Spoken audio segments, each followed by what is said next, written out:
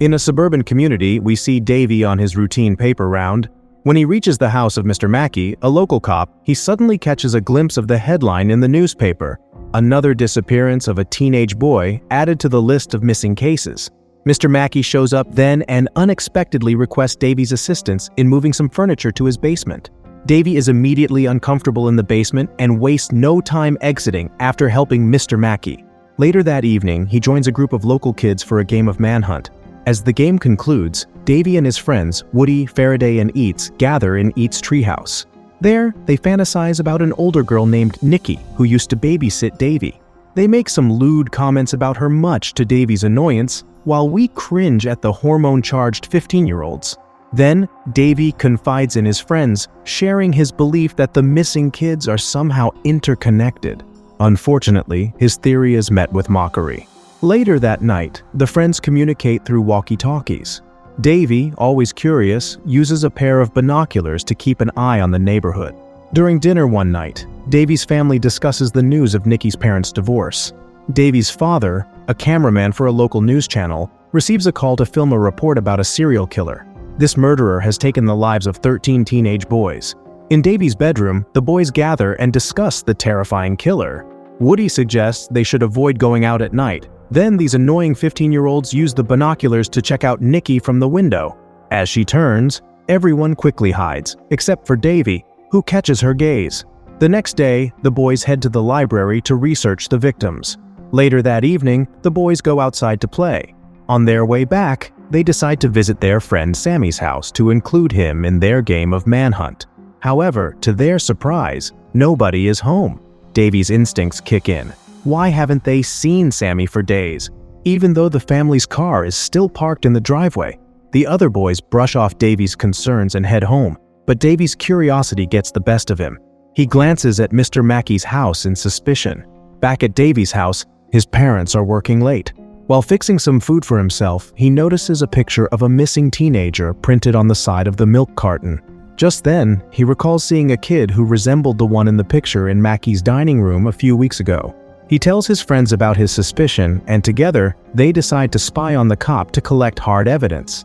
They manage to discover Mackey's routine, making it easy for them to snoop around. He goes for a run every day at 11 p.m., and taking that opportunity, they search his trash but don't find anything. Meanwhile, Woody asks if he can spend the night at Davy's house. Before heading over, Woody first checks on his own mom, who seems upset and tired. To Davy's surprise, when the doorbell rings, it's not Woody, but Nikki who stands before him. They go to Davy's bedroom to chat, and Nikki reveals her plans to leave the area. They are almost about to share a kiss, but the return of Davy's parents interrupts their moment, causing Nikki to swiftly disappear through the window. Outside, a teenage boy senses he's being followed. He races along the road and stops at an alleyway. However, his respite is short-lived, as he is abruptly abducted in the dark of night. The next morning, Mackey sets off for work with the boys trailing behind in Woody's mom's car. As they drive, Mackey makes a stop at the hardware store. Even during the mission, the boys listen as Davy recounts his encounter with Nikki from the previous night. Then, they observe Mackey loading digging tools and an impressive amount of soil into his patrol car. The sheer volume of soil leads them to speculate about the possibility of buried bodies. They continue to trail him. Suddenly, the boys lose sight of him, and to make matters worse, they are interrupted by the sirens of police cars. Woody quickly pulls over as an officer approaches their vehicle. Could it be Officer Mackey? Thankfully, it turns out to be a different policeman. Though he scolds them, he ultimately sends them home. Later that night, when Mackey arrives home, Davy notices that he has switched cars. From his window, Davy spots Nikki waving at him, prompting him to join her outside. Nikki opens up about her parents' separation. In turn, he confides in her about his suspicions regarding Mackey. However, Nikki finds Davy's suspicions amusing and warns him against trying to dig deeper. The following night, the four friends try to enter Sammy's house. To their surprise, they find the door unlocked.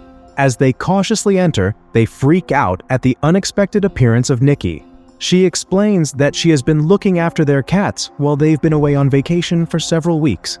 Relieved, they inform her about their concerns regarding Sammy's disappearance. Nikki is quick to connect this with Davy's suspicion about Mackey. The next morning, Davy proposes a plan to his friends during manhunt. They try to strategically position a walkie-talkie outside Mackey's window. As Davy positions the walkie-talkie, the others catch a glimpse of Mackey inside his house, armed with cleaning equipment. Faraday notices stains of blood on Mackey's shirt. Out of nowhere, a window creaks open and Davy finds himself face to face with Mackey himself. He immediately escapes. The next day, Mackey tries to ask him about last night, but he quickly brushes it off by saying that he was just playing manhunt. Davy doesn't fail to notice the heap of soil in Mackey's garden and decides to investigate it later. At night, Davy spies on his suspect, but unfortunately, Mackey meets his gaze. Sensing danger, Davy urgently calls an emergency meeting with his friends. The group plans to explore Mackey's garden while he is away. The next day, as Mackey heads to a nearby garage, Woody and Faraday trail him discreetly. Meanwhile, Davy and Eats cautiously enter Mackey's shed by picking the lock. As it turns out, the investigation isn't futile when they stumble upon a t-shirt stained with blood. Gathering together once again, Woody and Faraday inform the others about the bags of sodium hydroxide hidden away in the garage. The chemical is often used to get rid of the smell of a decomposing body. Feeling the weight of the situation, Davy decides it is time to tell his parents. Of course, his parents don't believe him as Mackey is a respectable cop. His dad makes all four friends apologize to Mackey for breaking into his shed and ruining his garden. Upon receiving the apology and hearing about Davy's suspicions, Mackey lets out a laugh, dismissing their apology. He reveals that the boy Davy saw in his house was actually his nephew and the t-shirt belonged to him. The nephew had been injured while assisting his uncle with some work. Sounds sketchy. Davy doesn't buy the shady story and remains adamant to find clues despite being grounded. The next day, to Davy's surprise, Mackey shows up at his house to discuss the events of the previous day. Mackey tries to reassure Davy that the police are doing everything in their power to find the killer. However, Davy wants nothing to do with Mackey's words and even suggests that he call his nephew. Surprisingly, this man enters his house even though Davy repeatedly asks him to stay outside. Sensing danger, Davy secretly conceals a knife, just in case. Mackey's call goes unanswered, and he suggests trying again later. Once Mackey leaves, Davy immediately calls the operator and requests the last number dialed from the phone. As it turns out, the shady cop called his own home. When Davy relays this discovery to his friends, they seem uninterested. Davy's determination grows stronger when the news suddenly broadcasts a startling update. The killer has been captured. The arresting officer? None other than Officer Mackey himself. A coincidence? The next day, while the entire town goes to a festival, Davy takes advantage of being grounded and waits until his parents leave to investigate. He has finally managed to convince all his friends to help him too. His friends assume their designated positions as lookouts, while Davy and Woody, armed with Davy's father's camera, break into Mackey's house. Nikki suddenly shows up and volunteers to help too. Together, they venture toward the basement. However, just as they are about to enter the basement, Faraday calls them.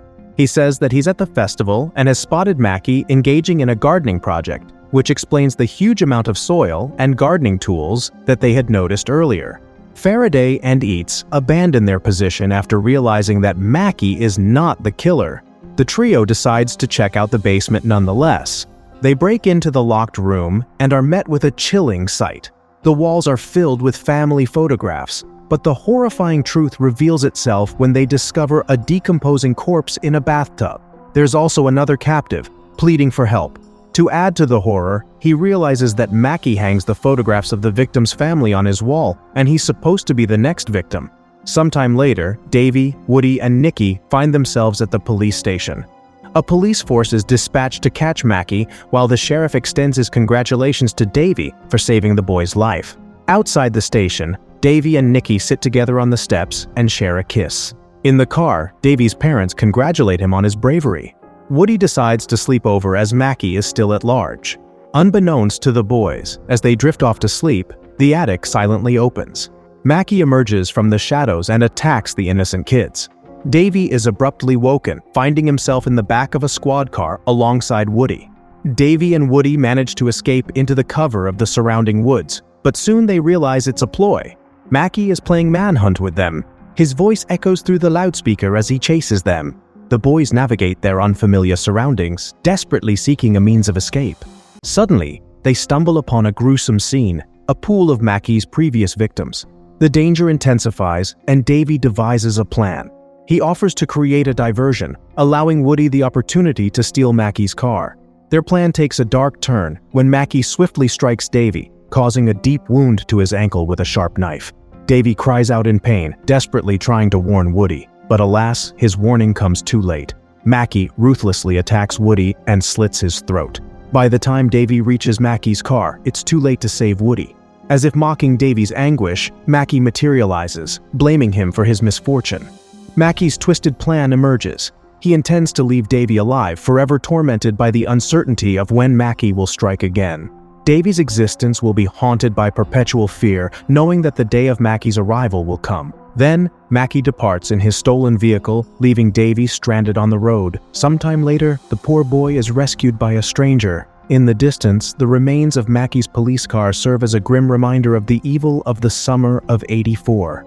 After a considerable period of recovery, Davy resumes his mundane paper route. While going about his day, he catches a glimpse of Nikki, accompanied by her parents, as they depart from the area. The once tight-knit group of friends has been shattered. He sees Eats and Faraday dismantling the treehouse. Now disillusioned, Davy has come to realize that people rarely reveal their true selves. Even serial killers live next door to somebody.